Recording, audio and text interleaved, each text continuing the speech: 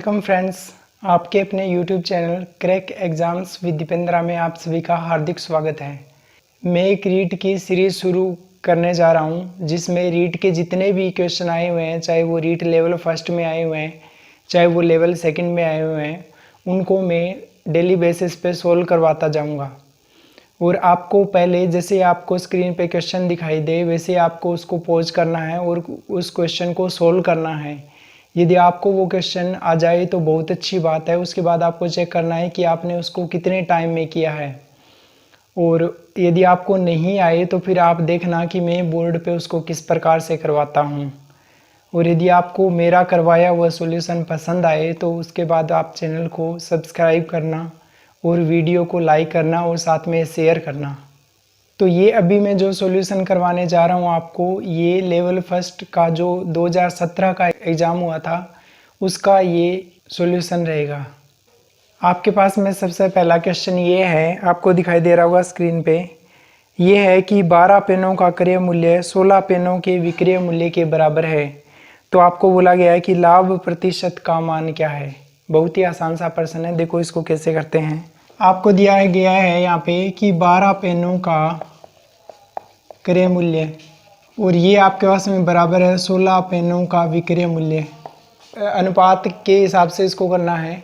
तो देखो कैसे लिखोगे आप इसको, आप लिखोगे 12 गुणा 12 पेनों का जो भी क्रय मूल्य है अपने को नहीं पता, तो 12 गुणा आप लिख सकते हो, 12 गुणा क्रय बराबर हो जाएगा 16 गुणा आपके पास हो जाएगा विक्रय। अब आपको यहाँ से क्रय और विक्रय का अनुपात निकालना है, तो ये हो जाएगा, देखो यहाँ से आप क्रय और विक्रय का अनुपात निकालने जाओगे तो आप इसको ऐसा लिख सकते हो कि जो क्रय का अनुपात रहेगा वो इसके साथ वाले को छोड़ देना है और सामने देखना है। यानी क्रय के अनुपात के लिए आपको सामने देखना है। तो ये हो जाएगा आपके पास में 16, तो यहाँ से क्रय का अनुपात आ जाएगा आपके पास में 16। और विक्रय का अनुपात देखना है तो आपको इसके साथ वाला छोड़ देना है और सामने देखना है, तो आपको मिलेगा यहाँ से 12। यानी क्रय के लिए इसके साथ वाला छोड़ दोगे, सामने वाला देखोगे तो 16 आ जाएगा। और विक्रय के लिए आप इसके साथ वाला छोड़ दोगे और सामने वाला देखोगे तो आपको मिल जाएगा यहाँ से 12। तो ये आपके पास अनुपात आ गया। अब इसको और काटा जा सकता है, सिंपल पदों में आप इसको काट सकते हो। तो ये हो जाएगा आपके पास में 4 से काटो तो ये हो जाएगा 4 अनुपात, इसको काटोगे तो 3। इसका मतलब क्या हुआ कि आपने उस वस्तु को जिसका क्रय मूल्य 4 रुपये है, यानी उसको 4 में खरीदा और कितने में बेचा, तो उसका विक्रय मूल्य 3 है, यानी आपने उसको 3 में बेचा। 4 में खरीदा 3 में बेचा, तो यहाँ पे क्या हुआ, आपको हानि हुई। और हानि कितने की हुई, तो आप कह सकते हो कि 4 में खरीद कर 3 में बेचा है, तो हानि यहाँ पे हो जाएगी 4 - 3 बराबर 1 की। और प्रतिशत हानि की बात करें तो हानि और लाभ हमेशा क्रय मूल्य पर होता है। तो ये हो जाएगा कि 1 की हानि हुई है और कितने पर, क्रय मूल्य पर। तो क्रय मूल्य क्या है आपके पास में 4, तो ये हो जाएगा यहाँ पे 4 आ जाएगा नीचे और गुणा आ जाएगा 100, क्योंकि ये भिन्न है और भिन्न को प्रतिशत में बदलने के लिए 100 से गुणा किया जाता है। तो यहाँ से आप इसको काटोगे तो यहाँ पे 25 बार भाग चला जाएगा और आंसर आ जाएगा 25%। यानी जो हानि हुई है वो आपके पास में आ जाएगी 25% हानि। दूसरा प्रश्न आपके पास में है कि श्रीमान एक्स के पास एक निश्चित राशि है, उसने कुछ राशि 10% सरल ब्याज की दर से और शेष राशि 12% सरल ब्याज की दर से बैंक में जमा करवाई। प्रथम राशि का चौथाई हिस्सा शेष राशि के 5वें हिस्से के बराबर है और 2 वर्षों के बाद कुल ब्याज आपको दिया हुआ है 2500 रुपये है, तो जमा की गई राशि क्या है। तो देखो यहाँ पे अपने 2 भाग मानेंगे इनको। ये आपके पास में पहला भाग और ये आपके पास में दूसरा भाग, यानी आप कह सकते हो शेष भाग। इसको अपने मान सकते हैं कि ये जो पहला भाग है ये x है आपके पास में, और दूसरा जो भाग है आप इसको मान सकते हो y। ये अपने पास भाग दिए हुए हैं और यहाँ पे आपको दर दे रखी है इनकी। ये आपको दे रखी है पहले भाग की 10% और दूसरे की आपको दे रखी है शेष भाग की 12% दी हुई है यहाँ पे। उसके बाद आपको दिया गया है कि प्रथम राशि का चौथाई हिस्सा, यानी ये वाली जो राशि है इसका चौथाई हिस्सा, तो आप कह सकते हो चौथाई क्या होता है 1/4, यानी ये हो जाएगा आपके पास में x/4। ये बराबर है शेष राशि के 5वें हिस्से के। 5वां हिस्सा क्या होता है 1/5, तो ये हो जाएगा आपके पास में y/5। ये दोनों आपस में बराबर है।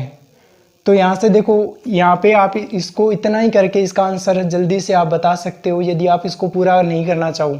वैसे ये प्रश्न आपको दिखने में लंबा लगेगा, लेकिन बहुत ही आसान है, यहाँ पे आके ये ख़त्म हो जाता है। आप यहाँ से x और y का अनुपात निकालोगे तो ये आपके पास में आ जाएगा। यहाँ से आप करोगे, जो नीचे वाला होता है वही इसका अनुपात आ जाता है। यहाँ पे आप देखोगे y का जो अनुपात है वो इसके नीचे वाला आ जाएगा, x का जो अनुपात है वो इसके नीचे वाला आ जाएगा। यानी x अनुपात y आपको क्या मिलेगा, ये मिल जाएगा 4:5। तो अब आपसे कुल राशि पूछी गई है, और कुल राशि क्या होगी, तो आप कहोगे ये पहला भाग है, ये 4 मान सकते हो आप, दूसरा भाग आप 5 मान सकते हो। तो ये हो जाएगा, इनको जोड़ेंगे तो टोटल भाग हो जाएगा आपके पास में 9, यानी टोटल भाग आपके पास में 9 हो जाएगा। अब आपको ऑप्शन में जाके देखना है कि ऐसा कौन सा ऑप्शन है जो 9 का गुणांक है, क्योंकि यहाँ पे जो भी आंसर आएगा वो 9 के गुणा में आने वाला है। आप इसको इतना सा ही करोगे, यहाँ से थोड़ा सा ध्यान से देखोगे तो जो भी आंसर आएगा वो 9 का गुणांक आने वाला है यहाँ पे। तो आप ऑप्शनों को देखोगे तो आपको ऑप्शन दिए गए हैं। जो पहला ऑप्शन आपके पास में ये है 12,000 रुपये, दूसरा जो आपके पास में ये आपको दे रखा है यहाँ से 11,000 रुपये, तीसरा जो ऑप्शन है ये आपको दे रखा है यहाँ से 11,250 रुपये, और जो चौथा ऑप्शन है ये आपको दे रखा है यहाँ से, ये आपके पास में 11,500। तो देखो इसको कैसे चेक करेंगे कि 9 का गुणांक कौन सा है यहाँ पे। तो 9 का गुणांक होने के लिए ज़रूरी होता है कि उसके अंकों का योग, जो भी यहाँ पे ऑप्शन है इसके अंकों का योग या तो आपके पास में 9 होना चाहिए, या 18 होना चाहिए, या 27 होना चाहिए। 9 के जो पहाड़े में आता है वो होना चाहिए। तो आपको ऑप्शन में जल्दी से जाके देखना है कि किन को जोड़ें तो 9 के पहाड़े में आना चाहिए, कौन सा ऑप्शन ऐसा है जिसको जोड़ने पे वो 9 के पहाड़े में आ जाएगा। तो आप इनको जोड़ोगे तो ये तो होता है 3 ही होता है, 2 + 1 यानी टोटल आपको 3 देगा, जबकि 3 तो 9 के पहाड़े में आता नहीं है। तो आप इसको चेक करोगे तो ये हो जाएगा 1 + 1 यानी 2, तो ये भी नहीं आएगा 9 के पहाड़े में। आप इसको चेक करोगे तो 1 और 1 2, और यहाँ पे आ जाएगा 4 और 5 9, यानी ये टोटल 9 दे रहा है। इसको एक लास्ट वाले को और चेक करेंगे तो ये हो जाएगा आपके पास में 1 + 1 यानी 2 और 5 हो जाएगा आपके पास में 7। तो आप देखोगे कि ये भी 9 के पहाड़े में नहीं आ रहा, ये भी नहीं आ रहा, ये भी नहीं आ रहा, तो आंसर यही हो जाएगा। बस इतना सा करोगे आप, जल्दी से 2-3 सेकंड में जल्दी से इसको चेक करोगे। यहाँ पे आते ही आपका बिल्कुल ही टाइम नहीं खराब करना है आपको। यहाँ पे आते ही आपको चेक करना है 9 का गुणांक क्या है ऑप्शन में, और आगे बढ़ जाना है। लेकिन आपको समझना है इसको पूरा कैसे करेंगे। मान लो कल को कोई दूसरा प्रश्न आ जाए ऐसा मिलता जुलता, तो फिर अपने इसको कैसे करेंगे। तो देखो यहाँ पे इसको बेसिक से करें अपने, तो आपको दिया गया है कि जो साधारण ब्याज होता है इसका फॉर्मूला क्या होता है। तो ये होता है आपके पास में मूलधन गुणा दर गुणा समय बटे में आपके पास होता है 100। ये साधारण ब्याज का यहाँ पे फॉर्मूला होता है। तो देखो इसको अपने कैसे करेंगे। तो ये हो जाएगा अपने पास में साधारण ब्याज आपको टोटल दिया हुआ है 2500 रुपये, तो ये हो जाएगा 2500 बराबर मूलधन आपको 2 दिए हुए हैं, एक तो x दिया हुआ है, दूसरा आपको y दिया है। अपने x और y काम में नहीं लेंगे, इनका जो अनुपात है वो काम में लेंगे अपने डायरेक्ट इसको करने के लिए। तो ये हो जाएगा x का मान, यहाँ पे आप मान सकते हो कि ये हो जाएगा 4, पहले केस में 4 हो जाएगा, तो ये हो जाएगा 4 गुणा दर x वाले में आपको कितनी दे रखी है 10, और समय कितना दिया हुआ है तो 2 साल दिया हुआ है, तो ये हो जाएगा 2 और बटे में आ जाएगा आपके पास में 100। अब ऐसे 2 भाग है तो दूसरे भाग के लिए आप यही फॉर्मूला लगाओगे, तो उसका जो मूलधन है उसको क्या मानोगे, तो ये हो जाएगा आपके पास में जो अनुपात है वही हो जाएगा। तो ये हो जाएगा 5 गुणा दर आपको दे रखी है 12 और गुणा समय आपको दिया है 2 और बटे में आ जाएगा यहाँ पे 100। तो अब इसको करेंगे अपने, तो ये हो जाएगा आपके पास में, इसको करोगे तो सामने आपके पास में ये मिल जाएगा 2500 बराबर, यहाँ से हो जाएगा 4 को 10 से गुणा करोगे तो 40 को 2 से गुणा करोगे तो ये हो जाएगा आपके पास में 80/100, और यहाँ से आपको मिलेगा प्लस यहाँ पे, और ये हो जाएगा आपके पास में 120/100। अपने अनुसार जो ब्याज है वो इतना आ रहा है, जबकि पर्सन के अनुसार टोटल ब्याज इतना आ रहा है, यानी अपना ये इसके बराबर होना चाहिए। तो आप ये कह सकते हो ये हो जाएगा अपना, आप इसको करोगे तो ये हो जाएगा अपने पास में हो जाएगा 200, इसको जोड़ोगे तो ये हो जाएगा 200/100, और यहाँ पे आपको दिया हुआ है ये है अपने पास में 2500, यानी अपने जो 200/100 का मान है ये 2500 के बराबर है। तो यहाँ से 2 0 से 2 0 काटोगे, यानी अपना 2 है ये 2500 के बराबर है। तो अपना एक क्या होगा, तो ये हो जाएगा आप कह सकते हो कि 2500/2 बराबर हो जाएगा 1250, यानी अपना जो एक है ये 1250 के बराबर है। तो आपसे पूछा गया है कि जो टोटल भाग है वो क्या है। तो आप ये कह सकते हो कि टोटल भाग यहाँ से करोगे, x का मान आपके पास में 4 है, y का मान आपके पास में 5 है, तो टोटल करोगे तो ये हो जाएगा 9। अब देखो एक का मान आपके पास में 1250 है, तो टोटल करना है तो टोटल हो जाएगा 9, तो 9 का मान क्या हो जाएगा, तो एक का मान 1250 है तो 9 का मान ये हो जाएगा 1250 गुणा 9। तो यहाँ से आप करोगे तो ये हो जाएगा आपके पास में 0, और इसको करोगे तो ये हो जाएगा 45 4, और ये हो जाएगा 22, यहाँ से 2 आ जाएगा, और उसके बाद में 9 और 2 11, इतने रुपये आ जाएगा। यानी टोटल जो मूलधन है वो आपके पास में ये है। प्रश्न संख्या आपके पास में 93 यानी 3 नंबर है आज का अपने। ये दिया हुआ है कि पानी और शर्करा के 3 लीटर के मिश्रण में 40% शर्करा है। यदि 1 लीटर पानी इस मिश्रण में मिला दिया जाए तो नए मिश्रण में शर्करा का प्रतिशत क्या है। यहाँ पे आपको दिया है कि पानी और शर्करा का जो मिश्रण है ना, पानी प्लस शर्करा, ये टोटल आपके पास में है 3 लीटर, और बाद में इसमें 1 लीटर पानी और मिलाया जा रहा है, और ये आपके पास में 40% है। 40% किसका, कुल का, तो आप इसका 40% निकालो 3 लीटर का, तो ये हो जाएगा आपके पास में, तो आप कह सकते हो 40 और प्रतिशत हटेगा तो नीचे आ जाएगा 100, और गुणा टोटल का निकालना है तो ये हो जाएगा आपके पास में 3। जब आप इसको हल करोगे तो ये हो जाएगा, यहाँ से 0 से 0 कट जाएगा, और ये हो जाएगा आपके पास में 4 को 3 से गुणा करोगे तो 12/10, यानी आप कह सकते हो 12/10 जो होगा वो हो जाएगा, एक अंक छोड़ के पॉइंट लगाना है, तो ये हो जाएगा 1.2 लीटर। यानी आपके पास में यहाँ पे शर्करा आ गई, और शर्करा क्या है, 1.2 लीटर है। अब अपने निकालेंगे पानी का मान, तो ये हो जाएगा आपके पास में कि टोटल 3 लीटर है, तो आप इसको 3.0 लिख सकते हो। इसमें से आपके पास में 1.2 लीटर है, ये आपको दिया हुआ है शर्करा, तो यहाँ पे पानी क्या हो जाएगा, तो ये हो जाएगा आपके पास में 1.8 लीटर। तो अब देखो इसमें पानी 1 लीटर और मिलाया जा रहा है, तो ऐसा करने पे पानी कितना हो जाएगा। अब पानी आप कह सकते हो, अब जो पानी होगा वो क्या होगा, तो देखो 1.8 तो पहले था और 1 मिला दिया, तो ये टोटल हो जाएगा 2.8 लीटर।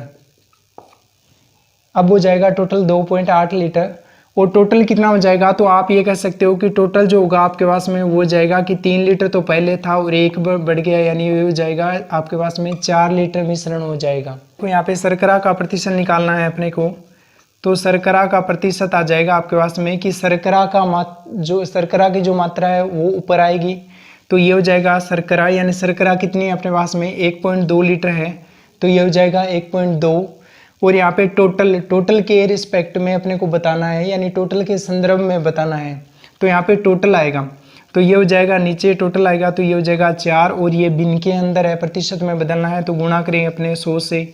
तो देखो यहाँ पे क्या होगा, ये जो पॉइंट है ये हटेगा यहाँ से, तो एक नीचे इसके साथ में 0 आ जाएगा, और यहाँ से 0 से 0 कटेगा, इसमें 3 बार भाग चला जाएगा, तो यहाँ से आ जाएगा आपके पास में 30%। यानी शर्करा का प्रतिशत क्या हो जाएगा, तो ये हो जाएगा कि अब जो नया मिश्रण है उसमें 30% शर्करा है। जो नेक्स्ट प्रश्न आपके पास में ये है, समांतर चतुर्भुज से संबंधित है कि दिए गए समांतर चतुर्भुज ABCD में x और y के मान क्या है। तो अपने को यहाँ पे x और y के मान बताने हैं इस प्रश्न को देखते हुए। तो मैं आपको समांतर चतुर्भुज के बारे में थोड़ा पहले बेसिक बता देता हूँ, उसके बाद में अपने इस प्रश्न पे आते हैं। सबसे पहले बात करें इस प्रश्न की, तो ये पर जो प्रश्न है वो पूरी तरह से गलत है। कैसे गलत है वो अभी आप बता दोगे उसको। तो देखो यहाँ पे अपने बात करें कि इस समांतर चतुर्भुज में क्या होता है, तो आमने सामने की बजाय जैसे मैं इसका नाम दूँ ABC और D, तो यहाँ पे आप कह सकते हो कि AB है ये बराबर होती है CD के, यानी आमने सामने की भुजाएं बराबर होती है। उसके बाद में जो आपके पास में AD होती है ये बराबर होती है BC के, ये इसमें भुजाएं जो है वो आपस में क्या होती है, बराबर होती है। सबसे पहली कंडीशन तो ये इसमें ये रहती है। उसके बाद में दूसरी कंडीशन ये रहती है कि आमने सामने की जो भुजाएं हैं वो एक दूसरे के समांतर होती है, यानी आप कह सकते हो कि AB जो भुजा है वो समांतर है यहाँ पे CD के, और उसके बाद में आप कह सकते हो कि AD भुजा है ये समांतर है आपके BC के। उसके बाद में अपने बात करें 3 नंबर पे, तो 3 नंबर पे क्या होता है, तो ये हो जाएगा कि जो ये वाला कोण है, ये वाला कोण जो आपको दिखाई दे रहा है कोण है, ये इस कोण के बराबर होता है, बाहर वाले कोण के बराबर। क्यों? क्योंकि आपने पढ़ा होगा कि जब भी कोई भी दो रेखाएं समांतर होती हैं तो उसमें ये वाला कोण और ये वाला जो कोण होता है वो एक दूसरे के संगत कोण होते हैं। आप कह सकते हो कि ये जो लाइन है बीच वाली ए से बी तक, ये इन दोनों समांतर रेखाओं के बीच में एक प्रकार के आप कह सकते हो तिर्यक रेखाएं हैं। तो ये जो कोण बनेगा यहाँ पे वो इस कोण के बराबर बनेगा। तो आप कह सकते हो कि कोण जो ए है ये बराबर है इस कोण के, मैं इसका नाम दूँ कोण 1 नंबर के। तो ये हो जाएगा कोण ए है ये बराबर है कोण 1 नंबर के। क्यों? क्योंकि ये दोनों क्या है, संगत कोण है।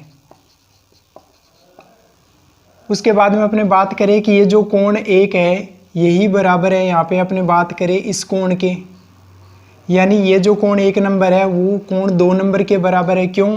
क्योंकि आप देखोगे कि ये जो रेखाएं हैं ये दोनों भी आपस में समांतर है, तो ये इसके बीच में तिर्यक रेखा है, यानी ये जो कोण 1 है वो 2 के बराबर है। तो आप ये कह सकते हो कि ये दो कोण 2 के बराबर है। क्यों? क्योंकि ये भी दोनों आपस में क्या है, संगत कोण है। उसके बाद में अपने बात करें कि ये जो कोण है ये आपको दे रखा है यहाँ से सी नंबर, मान लेते मैं इसको नाम दूं कोण 3। तो आप कह सकते हो कि जो कोण 2 है ये कोण 3 के बराबर है। कोण 2 कोण 3 के बराबर है। क्यों? क्योंकि यह आपस में क्या है, शीर्षाभिमुख कोण है। तो ये हो जाएगा आपके पास में शीर्षाभिमुख कोण, शीर्षाभिमुख कोण।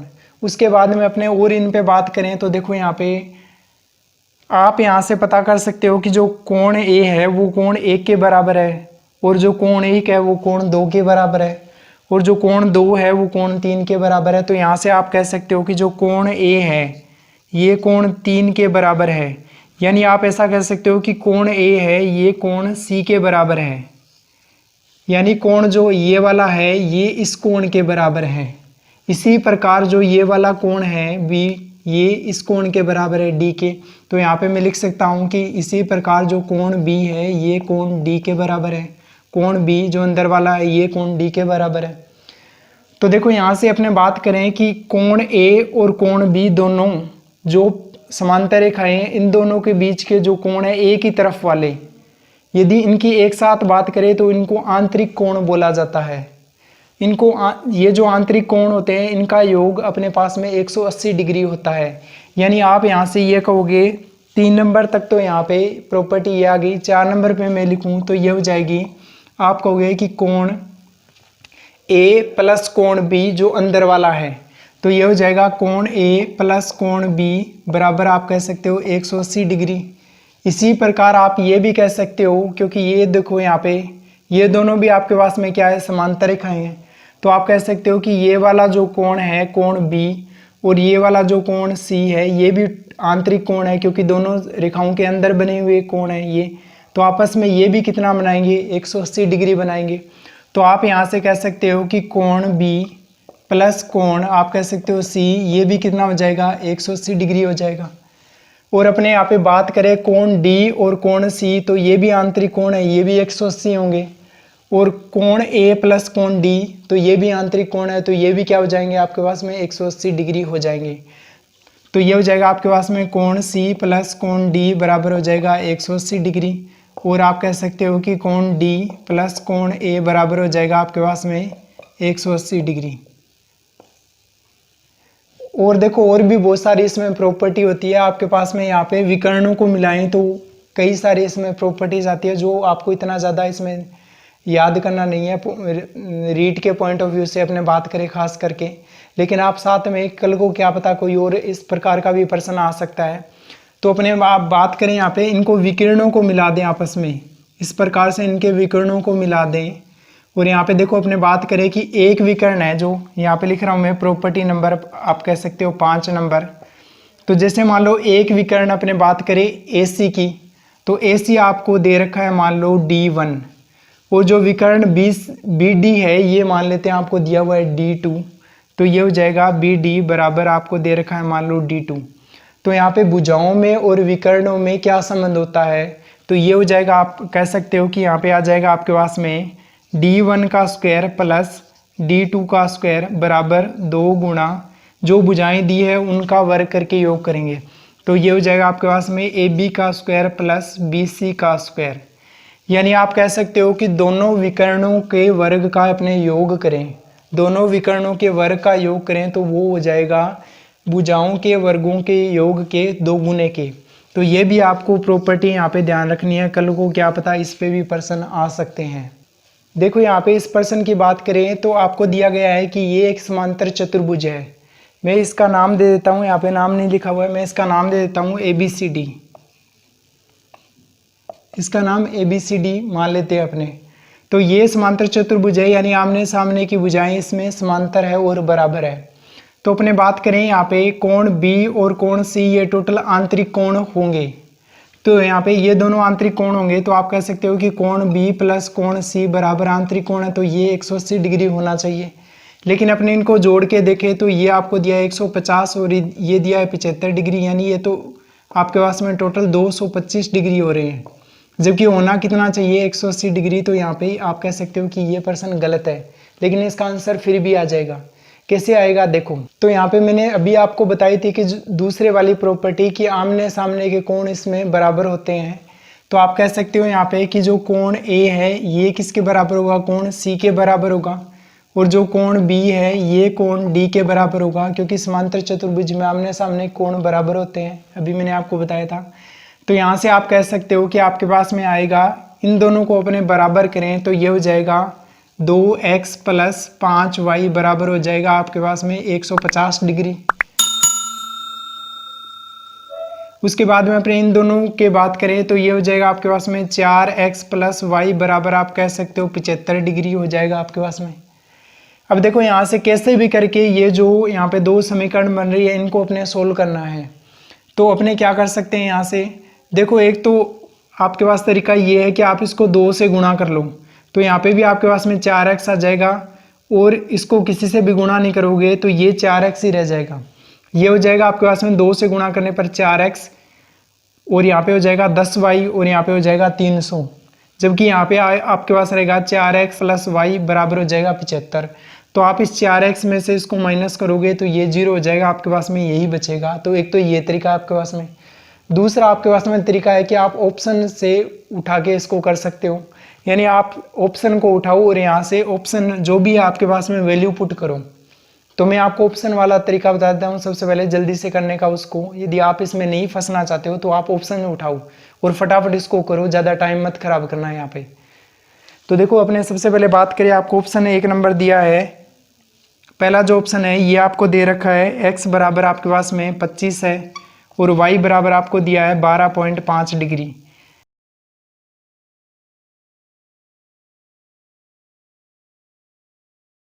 और ऑप्शन जो डी है आपके पास में ये है, x बराबर आपको दिया है 30 डिग्री और y बराबर आपको दिया है 15 डिग्री। तो जल्दी से इनको अपने रखते हैं कि कौन सा ऑप्शन इसमें आंसर दे रहा है। तो इसमें सबसे आसान कौन सा पड़ेगा, ये वाला पड़ेगा। तो इसमें ऑप्शन रख के देख लो। तो आपने x की जगह पे 25 रखा तो ये हो जाएगा यहाँ से 25, आप x की जगह पे 25 रखोगे तो ये हो जाएगा 25 गुणा 4 यानी 100 हो रहा है। यहाँ से ये 100 हो रहा है, जबकि अपने को तो टोटली 75 चाहिए, यानी y जोड़ने पे 75 होना चाहिए, जबकि ये तो 100 हो रहा है पहले ही। तो ये इसका आंसर नहीं होगा। आप रखोगे x की जगह पे 12.5 रखोगे तो ये हो जाएगा आपके पास में x की जगह पे 12.5, और 12.5 को आप 4 से गुणा करोगे तो ये हो जाएगा 12.5 गुणा 4 यानी 50, और इसमें आप y की जगह पे रखोगे 25 तो ये हो जाएगा 50 प्लस 25 यानी 75 हो जाएगा। 50 प्लस 25 75 हो गया। ये जो ऑप्शन है ये सेटिस्फाइड कर रहा है, लेकिन अपने को यहाँ पे इसका आंसर नहीं देना। एक बार अपने जल्दी से तीसरे वाले चेक करेंगे और बाद में यदि ये सही नहीं हुए तो ये इसका आंसर हो जाएगा। तो देखो यहाँ पे अपने x की जगह पे 15 रखेंगे तीसरे ऑप्शन से, x की जगह पे 15 रखा तो ये हो जाएगा 15 गुणा 4 यानी 60, और यहाँ पे y की जगह पे 30 रखेंगे तो 60 प्लस 30 यानी 90, जबकि होना कितना चाहिए 75 होना चाहिए, तो ये भी नहीं होगा। आप x की जगह पे 30 रखोगे तो ये हो जाएगा आपके पास में 30 गुणा 4 यानी 120, तो ये टोटल यहाँ पे 120 हो रहा है, और इसमें भी आप 15 जोड़ोगे तो 120 और 15 तो 135 हो जाएंगे, जबकि अपने को चाहिए कितना 75, तो ये भी इसका आंसर नहीं होगा। तो यहाँ से आप जो बी ऑप्शन है उसको करके आगे बढ़ जाओगे। इतना ही करना है, इसको 2 3 4 सेकंड मान लो मैक्सिमम। यदि आपकी कैलकुलेशन थोड़ी कमज़ोर है तो आपको 10 सेकंड लग जाएगी ज़्यादा से ज़्यादा, इससे ज़्यादा इसमें टाइम नहीं लगने वाला। यहाँ पे ख़त्म है ये। आपको थोड़ा सा लॉजिकली सोचना है, क्योंकि आप आने वाले समय के गुरुजन हो। आप थोड़ा सा आप कल को बच्चों को पढ़ाने वाले हो भी, तो थोड़ा सा मैच्योरिटी लेके आओ अपने अंदर। आप मैच्योरिटी लेके आओगे तो बहुत आसान है, मैथ्स बहुत आसान है, कुछ भी इसमें दिक्कत नहीं आएगी आपको। आप फटाफट कर सकते हो बहुत ही आसानी से। तो थोड़े तैयार हो जाओ, डट के मुकाबला करो गुरुजनों, ठीक है। मैं भी आपके लिए मोटिवेशन की एक सीरीज लेके आ रहा हूँ, जिसमें जो स्टूडेंट डिप्रेशन में आ गए हैं या जिनका पढ़ाई में मन नहीं लग रहा है, कैसे भी किसी भी कारण से, चाहे वो किसी प्रकार का एग्ज़ाम का तनाव हो या फिर घर वालों के कारण कोई टेंशन हो, तो उनके मोटिवेशन के लिए मैं सीरीज़ लेके आ रहा हूँ। आप सभी से मेरी रिक्वेस्ट है कि आप इस बारे में मेरी थोड़ी हेल्प करना आप सभी, और वीडियो को शेयर करना, ताकि मुझे इसका मोटिवेशन मिले और मैं आपके लिए कुछ कर पाऊँ। तो देखो यहाँ पे कई स्टूडेंट चाहेंगे कि ऑप्शन से तो हम सेटिस्फाइड नहीं हुए, हमें तो पूरा करके बताइए, तो भी कर सकते हैं। आपके पास दो तरीका है कि आप या तो इन दोनों को बराबर कर लो। एक तो तरीका पहला ये है कि आप या तो इन दोनों को बराबर कर लो, दूसरा तरीका ये है कि आप इन दोनों को बराबर कर लो। तो आपका जो भी मन करे आप उनको बराबर कर सकते हो। तो फॉर एग्जांपल मैं करना चाहता हूँ यहाँ पे कि मैं तो इन दोनों को बराबर कर लेता हूँ, पहले वालों को। तो देखो मुझे क्या करना पड़ेगा, इसको 2 से गुणा करूँगा तब ये 4x आ जाएगा। तो इसको मैं 2 से गुणा कर देता हूँ, पूरी समीकरण को यहाँ से लेके यहाँ तक 2 से गुणा करूँगा। तो ये हो जाएगा अपने पास में 2 से गुणा करोगे तो ये हो जाएगा 4x। और ये 2 से गुणा कैसे होगा, पहले इसके साथ में, उसके बाद में इसके साथ में, फिर लास्ट में इसके साथ में, ऐसे गुणा करना होगा। तो ये हो जाएगा 4x प्लस हो जाएगा 2 को 5 से गुणा करोगे तो ये हो जाएगा 10y बराबर, यहाँ पे इसको 150 को 2 से गुणा करोगे तो ये हो जाएगा 300। अब देखो यहाँ पे ये दोनों आपके पास में 4x बराबर हो गए, तो आपने कह सकते हैं ये आपके पास में समीकरण नंबर 1 और ये 2। तो आप क्या करना, इसमें से ये वाली घटा दो, चाहे इसमें से ये वाली घटा दो, एक ही बात है। तो आप ये कहोगे समीकरण 2 में से 1 घटाओगे तो आपके पास क्या मिलेगा, 4x, ये 4x प्लस आपके पास आ जाएगा 10y। मैं आपको थोड़ा सा करके ही बता देता हूँ। तो ये हो जाएगा 4x प्लस 10y। जो एक तरफ वाले हैं उसमें से एक तरफ वाले माइनस होंगे, जो दूसरी तरफ वाले हैं उसमें दूसरी तरफ वाला माइनस करना है आपको। मिक्स मत कर देना कि इन दोनों को करे हो बाद में उसको करे हो, ऐसे मत कर लेना। एक साइड में, यानी राइट हैंड वाले जो है वो राइट हैंड वाली में से माइनस होंगे, जो लेफ्ट हैंड वाले हैं वो लेफ्ट हैंड वाली में से माइनस होंगे। तो ये हो जाएगा आपके पास में 4x प्लस 10y, और ये यहाँ पे हो जाएगा 4x और यहाँ पे माइनस का y। इधर हो जाएगा आपके पास में 300 और माइनस का हो जाएगा आपके पास में 75। तो आप इसको सोल्व करोगे तो 4x से 4x कट जाएगा, 10y में से y जाने पे आपके पास बचेगा 9y, और यहाँ से आप इसको सोल्व करोगे तो ये हो जाएगा 225। आप y का मान निकालोगे तो ये हो जाएगा 225/9, और इसमें भाग दोगे तो ये हो जाएगा आपके पास में 25 डिग्री। जब y का मान आपके पास में 25 डिग्री आ गया तो आप इसका जो मान है y का मान, ये आप यहाँ पे रख सकते हो इसमें समीकरण 1 में। तो आप यहाँ से कह सकते हो इसमें जब इसको सोल्व करोगे आप, तो y का मान इसमें रखो 25, तो ये हो जाएगा 4x प्लस 25 बराबर हो जाएगा आपके पास में 75, और यहाँ से आ जाएगा 4x बराबर, ये जो 25 है ये उधर जाएगा तो माइनस का हो जाएगा, तो ये हो जाएगा 75 माइनस 25 बराबर हो जाएगा 50 डिग्री। और यहाँ पे 4x की वैल्यू आपके पास में 50 डिग्री आ गई, तो x की वैल्यू क्या हो जाएगी, तो ये हो जाएगा 50/4, यानी आप कह सकते हो कि 12.5 डिग्री। आपका आंसर क्या हो जाएगा यहाँ पे 12.5 डिग्री। तो ऐसा आ जाएगा इस प्रकार से। लेकिन मैंने आपको बताया था कि इतना करने की ज़रूरत नहीं है, इतना करोगे तो कम से कम मान लो कैलकुलेशन थोड़ी सी कमज़ोर हुई, या फिर कहीं पे मान लो आपने के कैलकुलेशन में कोई बाई चांस सिली मिस्टेक हो गई, तो ये कम से कम आपकी 5 से 7 मिनट ले लेगा, जो कि अपने को फटाफट करने इतना टाइम होता नहीं है। तो आप वैसे ऑप्शन वाले तरीके से करो तो यहाँ पे आपको काफ़ी टाइम बचेगा, और यहाँ पे आप इसको फटाफट कर सकते हो जल्दी से। और आप जल्दी से करोगे, फास्ट करोगे, तो आपके आंसर जल्दी आएंगे और उससे आपका हौसला बढ़ेगा। एग्ज़ाम को क्रैक करने का ये भी तरीका होता है कि अपना जो हौसला है उसका लेवल काफ़ी ऊपर होना चाहिए। उसके बाद में प्रश्न संख्या नेक्स्ट है आपके पास में कि कबीर 10 रुपये में 11 की दर से पेंसिल खरीदता है और 11 रुपये में 10 की दर से बेच देता है, तो उसका लाभ प्रतिशत क्या है। तो देखो अपने बात करें क्रय मूल्य की, यानी किस हिसाब से उसने क्रय किया, तो क्रय मूल्य आपको दे रखा है कि 10 रुपये में जो पेंसिल है ये आपको दे रखी है पेंसिल, ये है 11, यानी 10 रुपये में उसने 11 पेंसिल खरीदी। अब अपने विक्रय मूल्य की बात करें, 11 रुपये में 10 पेंसिल, यानी उसने 10 रुपये में 11 खरीदी और 11 में उसने 10 बेची। तो यहाँ पे आपसे पूछा गया है कि लाभ क्या है। तो देखो ऐसे पर्सन जहाँ पे भी आपको दिखाई दे वहाँ पे आप एक चीज़ का ध्यान रखना कि यहाँ पे जो ये संख्या है, जो भी पेंसिलों की संख्या है, जो भी आम हो सकते हैं, यहाँ पे कुछ भी हो सकता है, संख्या को हमेशा बराबर करें। जो संख्या है उसको हमेशा बराबर करनी है।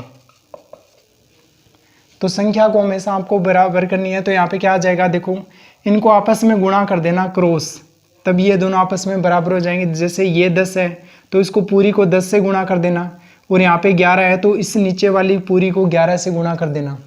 तो ये हो जाएगा आपके पास में जो क्रय मूल्य ये हो जाएगा आपके पास में, यहाँ से इसको 10 से गुणा करोगे दोनों को बारी बारी से, तो ये हो जाएगा आपके पास में 10 गुणा 10, यानी ये हो जाएगा 100 रुपये में आपने कितनी खरीदी, तो ये हो जाएगा 10 गुणा 11, यानी ये हो जाएगा 110 पेंसिल खरीदी। उसके बाद में इन दोनों को गुणा करना है 11 से, इससे गुणा करना है इन दोनों को, तो ये हो जाएगा, इससे गुणा करोगे तो ये हो जाएगा आपके पास में विक्रय मूल्य, तो ये हो जाएगा आपके पास में, इसको गुणा करोगे तो ये हो जाएगा 11 गुणा 11, यानी हो जाएगा 121 रुपये, और इसको गुणा करोगे तो ये हो जाएगा आपके पास में 110, यानी आपने 100 रुपये में 110 पेंसिल खरीदी और आपने 121 रुपये में 110 पेंसिल बेची। तो यहाँ पे आप कह सकते हो कि आपको लाभ हो गया, और लाभ कितने का हुआ, तो आपने 121 रुपये में बेची है और 100 रुपये में खरीदी थी, तो ये हो जाएगा 121 माइनस 100 बराबर 21 का लाभ हो गया। और प्रतिशत की लाभ की बात करूँ तो ये हो जाएगा 21 रुपये का लाभ हो रहा है, और लाभ किस पर होता है, क्रय मूल्य पर, और क्रय मूल्य क्या है 100, तो ये हो जाएगा 100 और गुणा ये भिन्न है, इसको प्रतिशत में बदलना है तो 100 से गुणा कर दो, और ये हो जाएगा आपके पास में 21% लाभ। तो आपका आंसर हो जाएगा 21% लाभ। प्रश्न संख्या 96 है, ये आपको दिया गया है x प्लस 5/6 प्लस आपको दिया गया 5/7 प्लस आपको दिया गया है 4/9 बराबर आपके पास में 2 सही 125/126। तो आपको x का मान बताना है, x का मान क्या है। देखो यहाँ से क्या होगा, आपको ये जो x है इसको एक बार साइड में ले लेंगे, और जो बचे हुए हैं आपके पास में इनको लघुत्तम के द्वारा इनको हल कर लेंगे।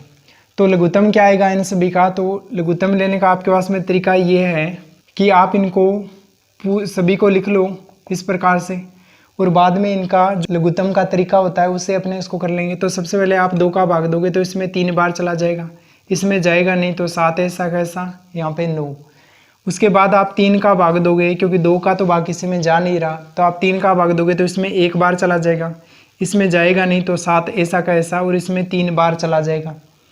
फिर से आप 3 का भाग दोगे तो इसमें आपके पास 1 बार, फिर से आप 3 का भाग दोगे तो इसमें, फिर से आप 3 का भाग दोगे तो इसमें आपके पास में भाग जाएगा नहीं, तो ये 1 जो बचा हुआ वो ऐसा का ऐसा, यहाँ पे भी नहीं जाएगा, तो ये 7 ऐसा का ऐसा, और 3 में 1 बार चला जाएगा तो 1 आ जाएगा। फिर आप 7 का भाग दोगे यहाँ पे तो इसमें 1, और यहाँ पे आ जाएगा आपके पास में 7 में 7 का भाग जाएगा तो 1 आ जाएगा, और यहाँ पे 1 जो बचा हुआ था वो ऐसा का ऐसा।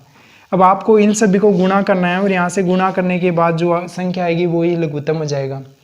तो ये हो जाएगा आपके पास में 2 को 3 से गुणा करोगे 6, 6 को 3 से गुणा करोगे तो 18, 18 को 7 से गुणा करोगे तो ये हो जाएगा 126, यानी जो लघुत्तम आया अपने पास में ये हो जाएगा अपने पास में 126 आ जाएगा। तो अब इनको अपने लघुत्तम के द्वारा सोल्व करेंगे, तो सबसे पहले नीचे लघुत्तम आ जाएगा जो क्या आपके पास में 126 है। सबसे पहले इसका भाग देंगे 126 में, तो ये आपके पास में 21 बार चला जाएगा, और 21 को अपने ऊपर वाली संख्या से गुणा करेंगे, यानी 21 गुणा 5, तो ये हो जाएगा आपके पास में 105 प्लस। उसके बाद में 126 में आप 7 का भाग दोगे तो ये हो जाएगा आपके पास में 18 आ जाएगा, और 18 को अपने 5 से गुणा करेंगे ऊपर वाली से तो ये हो जाएगा 90, प्लस आप यहाँ पे 126 में 9 का भाग दोगे तो ये हो जाएगा आपके पास में 14 आ जाएगा, और यहाँ से 14 को आप 4 से गुणा करोगे तो ये हो जाएगा आपके पास में 56 आ जाएगा।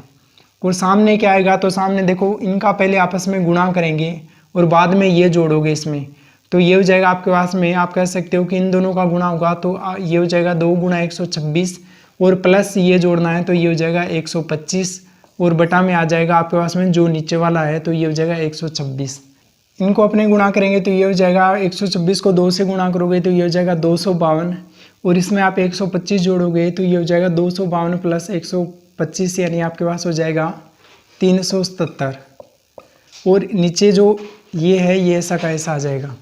अब देखो यहाँ से क्या आएगा, तो ये हो जाएगा x प्लस नीचे आपके पास जो 126 है वही आ जाएगा, और यहाँ से इनको जोड़ेंगे तो ये हो जाएगा आपके पास में 105, और 90 हो जाएगा आपके पास में 195, और 195 में आप जोड़ोगे 56 तो ये हो जाएगा आपके पास में 251 हो जाएगा। तो ये हो जाएगा 251/126 और सामने आपके पास आ रहा है 377/126। तो अब देखो ये प्लस का है, दूसरी तरफ जाते ये माइनस में आ जाएगा। तो ये आपके पास हो जाएगा x बराबर हो जाएगा 377/126 माइनस हो जाएगा आपके पास में 251/126। अब इनका आपने लघुत्तम लें तो 126 ही आ जाएगा, यानी ये हो जाएगा आपके पास में 126 और इनको अपने 126 में 126 का भाग देंगे तो 1 आ जाएगा। जो इससे गुणा करेंगे ऊपर वाले से तो कोई फर्क नहीं पड़ेगा। इसी प्रकार 126 में 126 का भाग देंगे तो 1 आएगा, जो इससे गुणा करेंगे तो भी कोई फर्क नहीं पड़ेगा। तो आप इनको डायरेक्ट ही माइनस कर सकते हो। तो ये हो जाएगा आपके पास में 377 माइनस 251। तो ये यहाँ पे आपके पास में आ जाएगा, यहाँ से आप कह सकते हो ये हो जाएगा 6, 2 और 1 और नीचे आ जाएगा आपके पास में 126, यानी ये हो जाएगा टोटल 126/126 जो क्या होता है तो आपको गई ये हो जाएगा आपके पास में 1, यानी यहाँ से x बराबर क्या आ गया आपके पास में 1 आ गया। x का मान कितना 1। नेक्स्ट प्रश्न आपके पास ये है, ABCD आपको चक्रीय चतुर्भुज बना के दिया गया है और यहाँ पे आपसे पूछा गया है कि थीटा का मान क्या है। तो देखो यहाँ पे जो आपके पास में CD है, यानी ये वाली, ये आप कह सकते हो कि CD एक जीवा है। CD आपके पास में जीवा है और एक थ्योरम होती है गणित में, ये होती है कि जीवा द्वारा, किसी जीवा द्वारा एक ही वर्तखंड में बने कोण बराबर होते हैं। यानी ये जो जीवा है इसके द्वारा एक ही वर्तखंड में, तो या आप इस प्रकार से आपको अलग से बताना चाहूँ तो ये हो जाएगा, मान लो ये कोई जीवा है, इसके द्वारा एक ही वर्तखंड यानी ऊपर वाले की बात करें तो यहाँ पे जितने भी कोण बनेंगे ये सभी आपस में क्या होंगे, बराबर होंगे। ये कोण ये सारे आपस में क्या होंगे, बराबर होंगे। यहाँ पे कहीं पे भी हो सकता है, कैसा भी कोण हो, चाहे यहाँ से लेके यहाँ तक सभी आपस में क्या होंगे, इस प्रकार से सभी आपस में क्या होंगे, ये बराबर होंगे। इसी जीवा द्वारा जो दूसरे वर्तखंड में इस प्रकार से जो कोण बनेंगे ये भी आपस में क्या होंगे, बराबर होंगे। यानी ये जो कोण नीचे वाले हैं ये आपस में बराबर होंगे और जो ऊपर वाले कोण है ये सारे ये आपस में बराबर होंगे। नीचे वाले जो कोण है ये ऊपर वालों के बराबर नहीं होंगे, इनका मान अलग अलग आएगा। ये कोण ज़्यादा होगा, ये छोटे होंगे, कम होंगे। तो यहाँ पे ये जितने भी कोण बनेंगे यहाँ पे कहीं पे भी बने चाहे वो सारे के सारे यहाँ पे आपस में बराबर आने वाले हैं। यानी ये वाला कोण इसके और इसके बराबर आएगा। इसी प्रकार ये वाला जो कोण है वो इन सभी कोणों के बराबर आएगा आपके पास में। यानी इससे बात करें तो जो ऊपर वाला वर्तखंड है उसमें जितने भी कोण बने इसके ऊपर वाले तो वो सारे बराबर होंगे, और यहाँ पे बात करें तो इसके नीचे वाले जो जितने भी कोण बनेंगे वो सारे बराबर होंगे। तो आप यहाँ से कह सकते हो कि ये जीवा है अपने पास CD, तो इसके द्वारा ये जो इस वर्तखंड में कोण बन रहा है 40 डिग्री, और इस जीवा द्वारा इसी जीवा द्वारा इस वर्तखंड में जो कोण बन रहा है यहाँ पे, तो ये दोनों आपस में क्या होंगे, बराबर होंगे। तो ये आपको 40 दिया है तो ये भी क्या हो जाएगा, 40 डिग्री हो जाएगा। तो अब अपने बात करें थीटा कैसे आएगा, तो थीटा है वो अपने पास में ADC त्रिभुज का हिस्सा है। तो थीटा त्रिभुज ADC का हिस्सा है तो ये हो जाएगा, आप कह सकते हो कि त्रिभुज ADC, इसमें बात करें तो तीनों कोणों का योग 180 डिग्री होता है, त्रिभुज के तीनों कोणों का योग। तो यहाँ पे आप तीनों कोणों का योग करोगे तो ये हो जाएगा कोण A प्लस कोण D प्लस कोण C बराबर कितना हो जाएगा, 180 डिग्री।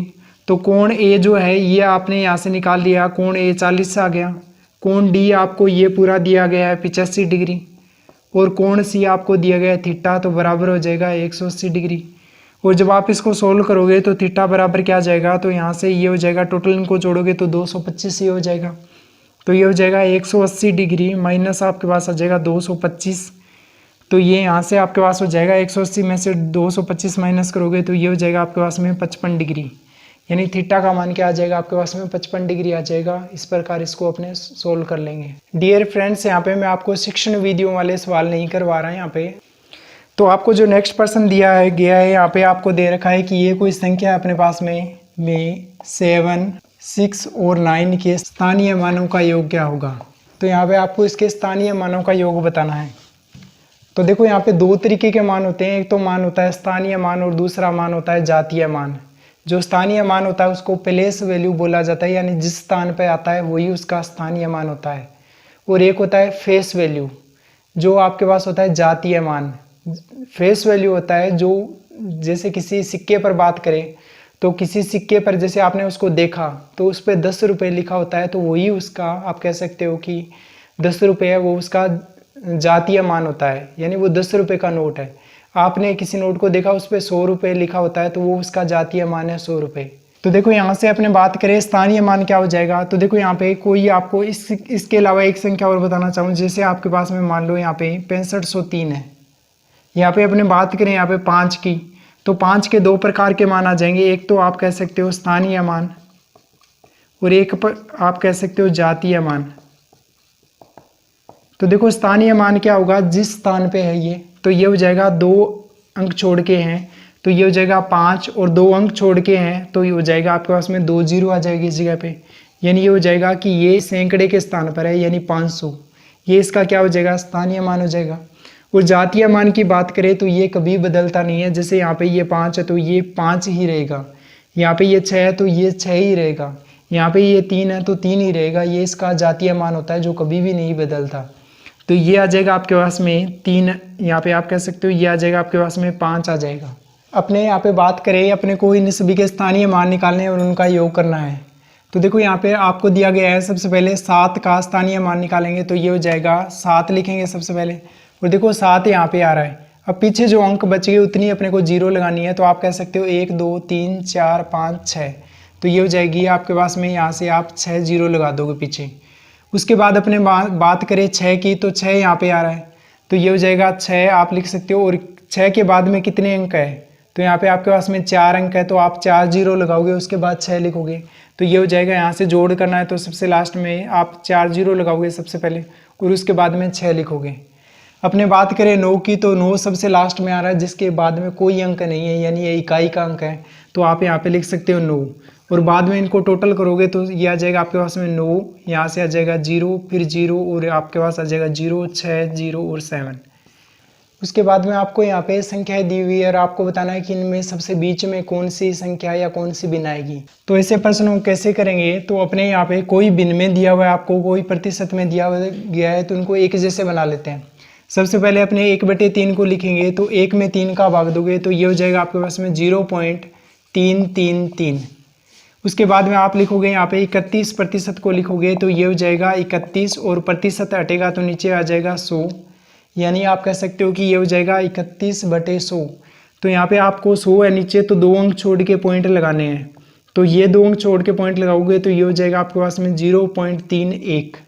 उसके बाद आप लिखने जाओगे 3/10 को, तो यानी आपको 1 जीरो है नीचे, तो 1 अंक छोड़ के पॉइंट लगाना है, तो ये हो जाएगा 0.3। उसके बाद आप इसको लिखने जाओ यहाँ पे इसको, तो ये ऐसा का ऐसा आ जाएगा, यानी आपके पास में 0.313 आ जाएगा। और इसको आप लिखोगे तो ये हो जाएगा 0.909 डिवाइड बाई 3, तो यहाँ पे 3 का भाग दोगे तो ये हो जाएगा आपके पास में 0.303। तो अब देखो इसको अपने और आगे कैसे कर सकते हैं, तो देखो यहाँ पे आपको बीच वाली संख्या बतानी है। तो बीच वाली संख्या बतानी है, यहाँ पे पॉइंट के बाद में 3 अंक, यहाँ पे भी 3, यहाँ पे भी 3 है, लेकिन यहाँ पे 2-2 अंक आ रहे हैं। तो एक काम करो, यहाँ पे पॉइंट के बाद में आप 0 लगा सकते हो, लास्ट में कोई फर्क नहीं पड़ेगा उससे। तो अपने यहाँ पे 1 जीरो लगा लेते हैं, यहाँ पे पॉइंट के बाद में 1 अंक है तो 2 जीरो लगा लेते हैं। यहाँ पे कितनी जीरो लगाओ चाहे कोई फर्क नहीं पड़ेगा, पॉइंट वालों को छोड़ दो एक बार, क्योंकि पॉइंट के बाद में सारे अंक बराबर है। तो आप ये देखो कि यहाँ पे ये आपको 300 दिया है, ये 310, ये 333, ये 313, ये 303। तो अब इसको अवरोही क्रम में लिखो चाहे अवरोही क्रम में लिखो, यानी बढ़ते हुए क्रम में लिखो या फिर घटते हुए क्रम में लिखो, कोई फर्क नहीं पड़ेगा, क्योंकि अपने को यहाँ पे जो बीच में आएगी वही संख्या बतानी है। तो आप इसको लिखोगे बढ़ते हुए क्रम में, तो सबसे पहले कौन सा आएगा, ये आएगा सबसे छोटे वाला। तो आप ये कह सकते हो कि ये आ जाएगा अपने पास में 3/10 आ जाएगा। दूसरे नंबर पे कौन सा आएगा, तो दूसरा नंबर पे आप कहोगे ये आ जाएगा 303 वाला, तो ये हो जाएगा आपके पास में, आप कह सकते हो 0.909 बटे में आ जाएगा 3। तीसरे नंबर पे कौन सा आएगा, इससे बड़ा 303 से बड़ा, तो 310 वाला, तो ये हो जाएगा आपके पास में 31% हो जाएगा। उसके बाद आप प्रश्न तो यहाँ पे ख़त्म हो जाता है, आपका आंसर ये आ जाएगा, क्योंकि देखो यहाँ पे टोटल 5 संख्याएं हैं, 2 यहाँ से छोड़ दी और 2 यहाँ से छोड़ दी, तो बीच में 31% आएगा, और यही आपका क्या हो जाएगा, आंसर हो जाएगा। लेकिन आप और लिखना चाहो, जैसे मान लो कल को आपको ऐसा पूछे कि अंतिम से दूसरी संख्या कौन सी होगी, जब इसको आरोही क्रम में लिखें यानी बढ़ते हुए क्रम में लिखें, या कैसा भी प्रश्न आपके आ सकता है। तो कैसे करेंगे, तो ये हो जाएगा, देखो यहाँ पे 310, उसके बाद में कौन आएगा, तो आप कहोगे 313 आ जाएगा, यानी ये हो जाएगा 0.313। उसके बाद कौन सा आएगा, तो सबसे लास्ट में ये जो बचा हुआ है, यानी 0 पॉइंट आप कह सकते हो 333। तो ये आपके सबसे बीच में संख्या आएगी। तो देखो प्रश्न ये है अपने पास में 9x76, और यहाँ पे अपने पास में नीचे है -x6y, और यहाँ पे है 9, और इसमें से घटाएंगे तो ये आएगा यहाँ पे 3y और यहाँ पे 7। ऐसा प्रश्न है। तो देखो ऐसे प्रश्नों को करने का सबसे बढ़िया तरीका ये होता है कि आप यहाँ पे ऑप्शन उठाओ और ऑप्शन से इसको करो, तो यहाँ पे ये फटाफट हो जाएगा ऑप्शन से।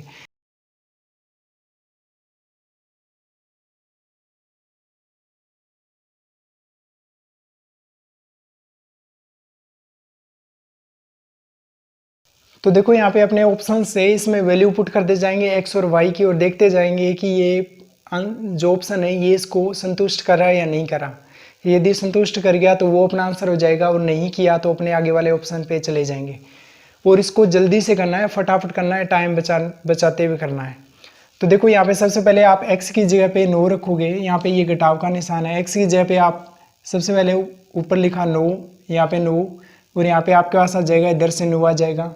y की जगह पे आपने रखा है, यहाँ पे आपके पास आ जाएगा 3, इस जगह पे ऐसा आ जाएगा। तो देखो सबसे पहले आपको यहाँ से चेक करोगे, आप यहीं से चेक करोगे, तो मान लो यहाँ पे 9 में से मान लेते हैं यहाँ पे कोई हासिल इसने नहीं ली, तो 9 में से आप 9 माइनस करोगे तो क्या क्या कंडीशन होती है, 9 में से 9 माइनस करोगे तो आपके पास या तो 0 आएगा।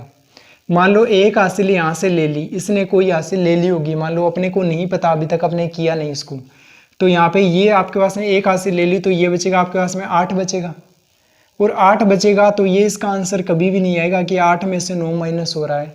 तो ये वाला जो ऑप्शन है ये यहाँ पे नहीं होगा, यानी इसको तो इतना देखते हुए अपने कर देंगे कि ये वाला ऑप्शन यहाँ पे लागू नहीं हो रहा।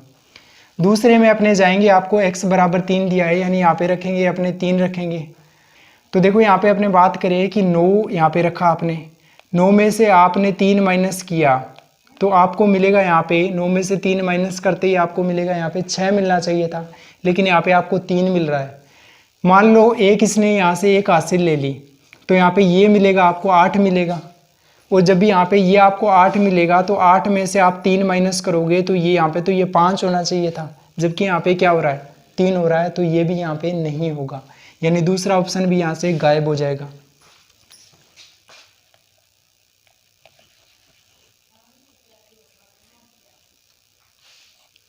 तीसरे ऑप्शन पे गए, आपको सी में x बराबर 5 दे रखा है और y बराबर 8 दे रखा है, यानी आपके पास में x बराबर यहाँ पे 5 दे रखा है और y की जगह पे आपको 8 दे रखा है इस जगह पे।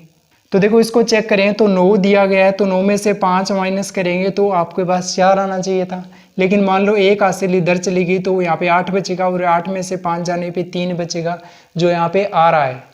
ठीक है, यहाँ पे ये एक जो आंसर है ये हो सकता है, अभी अपने को पता नहीं है, लेकिन ये हो सकता है, संभावना है इसकी। अपने मान लो यहाँ पे लास्ट वाला जल्दी से चेक करते हैं कि x रख के इसको चेक करते हैं। तो आपने यहाँ पे रखा x की जगह पे आपने मान लो यहाँ पे 4 रखा इस जगह पे। तो देखो यहाँ पे आपने 9 में से 4 माइनस किया तो आपको यहाँ पे 5 मिलना चाहिए था, लेकिन आपने यहाँ पे क्या किया कि एक हासिल इधर ले ली, तो ये बचेगा यहाँ पे 8, और 8 में से 4 माइनस करोगे तो आपके पास 3 कभी भी नहीं आएगा, 4 ही आएगा, यानी ये भी यहाँ पे सेटिस्फाइड नहीं कर रहा, तो ये यहाँ पे आपका आंसर हो जाएगा जो एक प्रकार से सेटिस्फाइड कर रहा है। बस इतना सा करना है आपको, और ये मात्र आपकी 10 से 12 सेकंड लेगा और इतने में ही हो जाएगा। लेकिन मान लो कोई स्टूडेंट ये चाहता है कि मुझे तो इसको पूरा करना है, तो कैसे करेगा। तो देखो यहाँ पे अपने ऑप्शन से जल्दी से इसकी वैल्यू पुट कर देंगे। आपको x बराबर सी ऑप्शन में 5 दिया है, तो यहाँ पे अपने रख देंगे 5, और y आपको दे रखा है 8, तो जल्दी से यहाँ पे इसकी जगह पे भी 8 रख देंगे, यहाँ पे भी 8 अपने को चेक करना है और यहाँ पे भी 8 चेक करना है। यदि ये संतुष्ट होता है तो वही अपना उत्तर हो जाएगा। तो देखो यहाँ से आप इसमें से 6 यहाँ पे और एक हासिल आ जाएगी, तो ये हो जाएगा 16, और 16 में से 9 माइनस करोगे तो आपके पास आ जाएगा 7। अब एक हासिल इसने इसको दे दी, तो यहाँ पे ये बचेगा आपके पास में 6 बचेगा, क्योंकि एक हासिल उधर चली गई, और यहाँ पे जो भी होगा उसमें से एक हासिल ये लेगा, क्योंकि नीचे आपको 8 माइनस करना है, तो तो यहाँ पे जो भी है उसमें से एक हासिल इसने ले ली, x का मान आपको यहाँ पे 5 दिया है, तो यहाँ पे 5 में से एक हासिल इसने ले ली, तो ये हो जाएगा 16, और 16 में से 8 माइनस करोगे तो 8 आना चाहिए, जो यहाँ पे 8 आ रहा है। उसके बाद में आपने यहाँ पे 5 था और एक हासिल उसको दे दी, तो ये बचेगा यहाँ पे 4, और 4 यानी 4 कम है 6 से, 6 घटाना है इसमें से, तो एक हासिल ये लेगा, तो ये हो जाएगा 14 हो जाएगा। 14 में से आप 6 माइनस करोगे तो ये आपके पास 8 आएगा, जो यहाँ पे संतुष्ट कर रहा है। उसके बाद में ये बचा, यहाँ से आपके पास में 8 बचा, और 8 में से आपने 5 माइनस किया तो 3, यानी वो आपका आंसर संतुष्ट हो गया। तो यही इसका आंसर हो जाएगा, इतना सा इसको करना है।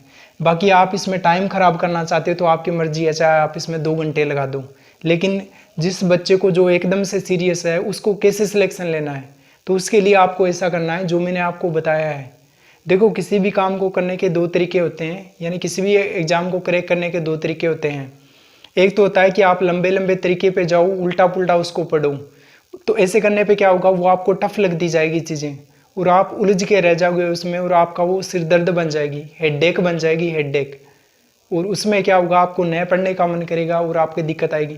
दूसरा तरीका क्या है कि आप उसको रिलैक्स होके समझते हुए उसको करो आराम से, और आप उसमें लॉजिक लगाओ, अपने अलग अलग तिगड़म लगाते जाओ उसमें, और जब आपका तिगड़म लगना शुरू होगा तो आपका फिर आंसर फटाफट आना पड़ेगा, यानी आप मैथ्स के साथ खेलने लग जाओगे। वो जब खेलने लग जाओगे तो आपको मैथ्स बहुत आसान लगने लग जाएगी और आपको उसमें इंटरेस्ट आने लग जाएगा। और इंटरेस्ट कब आएगा, जब आप यहाँ पे इसको बेसिक से, ज़रूरत हो तो आप बेसिक से करो, लेकिन ज़रूरत ना हो तो आप यहाँ पे डिस्को डायरेक्ट कर दो। कहाँ पे अपने को कोई वहाँ पे जाके विद्वान थोड़ी बनना है, अपने को तो नंबर चाहिए, एग्ज़ाम क्रैक हो जाए, बस जॉब लग जाए, इतना ही चाहिए अपने को। तो बाद में जब जॉब लगे तब आराम से बैठ के बेसिक से कर लेना, एक बार जॉब निकाल लो। उसके बाद में आपके पास प्रश्न है कि एक समबाहुभुज की 9 भुजाएं हैं, तो प्रत्येक बहिष्कोण का मान क्या होगा। तो देखो, यहाँ पे आपको समबाहुभुज दिया है और इसके आपको भुजाएं दे रखी है, और ये आपको दे रखी है 9। तो यहाँ पे आपसे बोला गया है बहिष्कोण क्या होगा।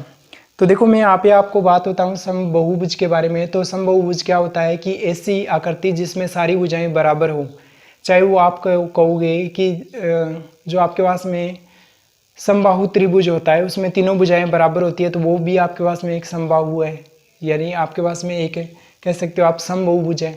ऐसा चतुर्भुज जिसमें चारों भुजाएं बराबर होती है, जैसे कि आपके पास में आप कह सकते हो वर्ग हो गया, तो वर्ग भी क्या है, समबाहुभुज है आपके पास में। उसके बाद में कोई भी, जैसे समषटभुज हो गया, सम अष्टभुज हो गया, सम दशभुज हो गया, तो ये जितने भी ये आपके पास में आकृतियाँ होती है सारी क्या होती है, समबाहुभुजी होती है। तो इसमें सारे कोण आपस में बराबर होते हैं, सारी भुजाएं आपस में बराबर होती है, और सारे जो विकर्ण होते हैं वो आपस में, यहाँ पे आप कह सकते हो कि इसमें कुछ विकर्ण बराबर होते हैं, कुछ विकर्ण बराबर नहीं होते, तो ये अलग हो जाएगा। यानी आप इतना सा कह सकते हो कि इसमें सारी भुजाएं बराबर होगी समबाहुभुज में, और सारे कोण बराबर होंगे।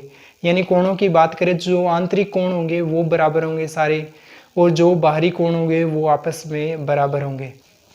तो देखो, इसका तरीका क्या होता है, जैसे आपको कोई भी समबाहुभुज है, इसका आपको निकालना है, समबाहुभुज का आपको आंतरिक कोण निकालना है, आंतरिक यानी अंदर वाला कोण निकालना है। तो ये हो जाएगा, देखो इसमें प्रत्येक आंतरिक कोण की बात करें अपने, तो आप कह सकते हो प्रत्येक आंतरिक कोण, तो इसका आपको फॉर्मूला बताता हूँ। ये हो जाएगा n-2 गुणा हो जाएगा 180 बटे हो जाएगा n, और n क्या है, तो आपके पास है n, आप कह सकते हो कि भुजाओं की संख्या है।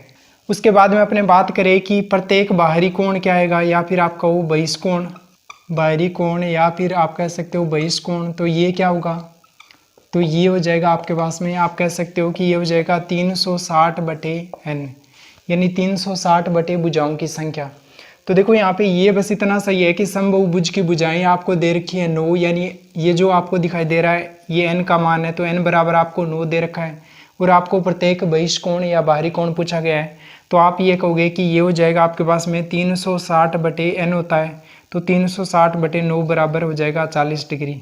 तो इतना सही आपका आंसर आ जाएगा 40 डिग्री। इसमें और भी बहुत सारे क्वेश्चन रह गए जो अपने आगे, ये सीरीज है ये आज से शुरू हुई है, तो आप चैनल को सब्सक्राइब कर लेना और वीडियो को लाइक और शेयर कर देना। अब ये सीरीज है ये लगातार चलती जाएगी, आपके डेली 10, 12, 15 क्वेश्चन जो भी हैं होंगे प्रत्येक शिफ्ट में आए हुए, प्रत्येक एग्जाम में आए हुए आपके रीट के, तो वो आपको मैं डेली इस प्रकार से क्वेश्चन करवाता जाऊंगा। 10-12 प्रश्न आपको डेली मिलेंगे यहाँ पे करने के।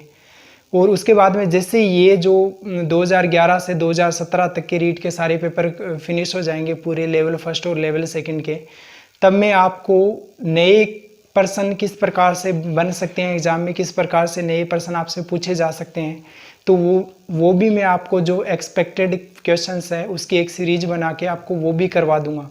और वहाँ से आपकी अच्छी खासी तैयारी हो जाएगी, तो फिर आपको एग्ज़ाम में कोई नहीं रोक सकेगा, ऐसा मेरा मानना है। धन्यवाद।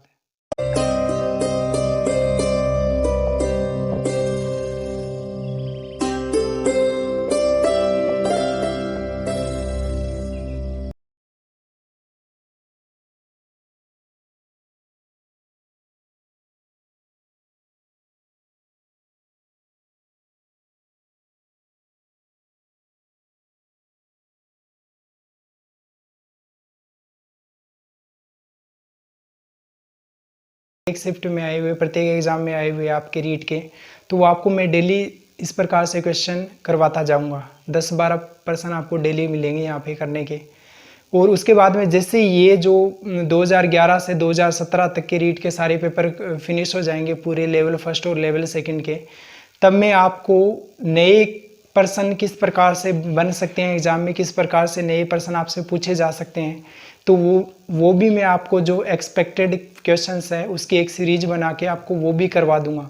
और वहाँ से आपकी अच्छी खासी तैयारी हो जाएगी, तो फिर आपको एग्ज़ाम में कोई नहीं रोक सकेगा, ऐसा मेरा मानना है। धन्यवाद।